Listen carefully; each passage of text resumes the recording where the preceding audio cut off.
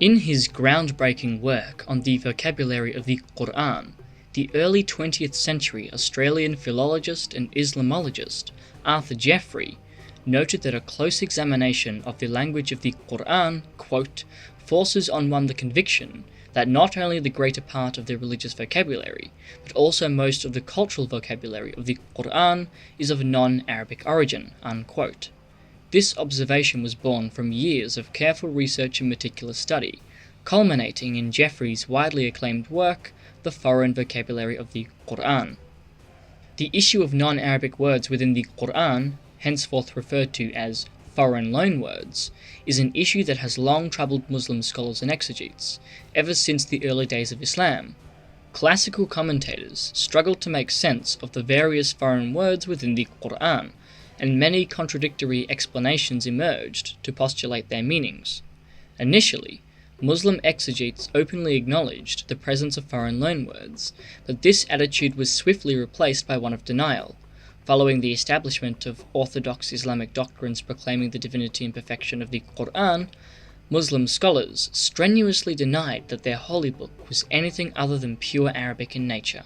This developed into something of a consensus amongst the various schools of Islamic thought, as Jeffrey noted.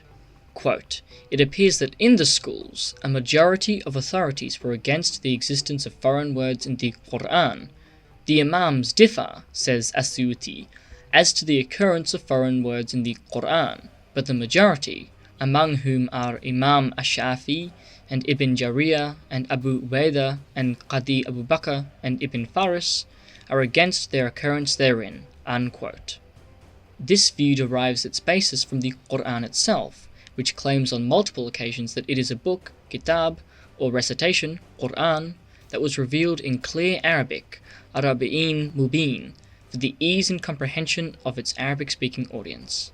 In one instance, the author of the Qur'an even defends himself against an accusation of plagiarism by asserting that the Qur'an was revealed in Arabic, and not the foreign language of his supposed source. Besides reactionary and dogmatic denial, some Muslim scholars developed more sophisticated responses to the presence of foreign loanwords within the Qur'an. To take a notable example, As-Suyuti asserted that all such words had been adopted into the Arabic language via a process of Arabicization, thus preserving the integrity of the Qur'an's status as clear and comprehensible Arabic. Ath-Alabi, a medieval Muslim philologist, championed this view in his Kitab al-Jawahir, stating the following in regards to foreign loanwords within the Qur'an. Quote, in my opinion, the truth of the matter is this.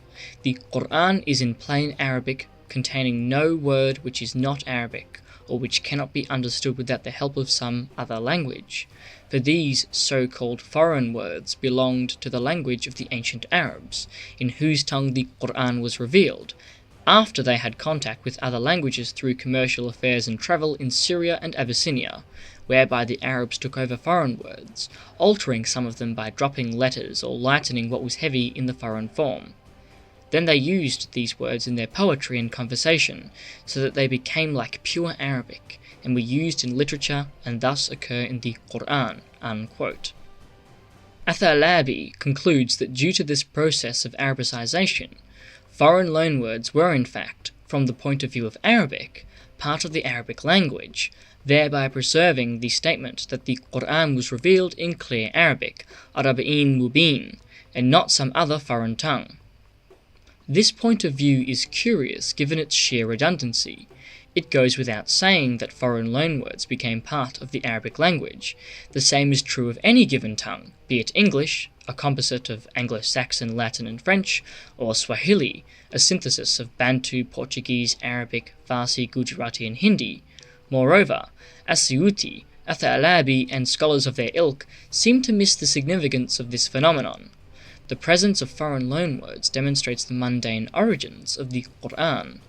Instead of manifesting as pure, unadulterated Arabic from some preternatural source, the Qur'an was developed in the Arabian cultural milieu of late antiquity, containing heavy linguistic influences from the regions surrounding the peninsula.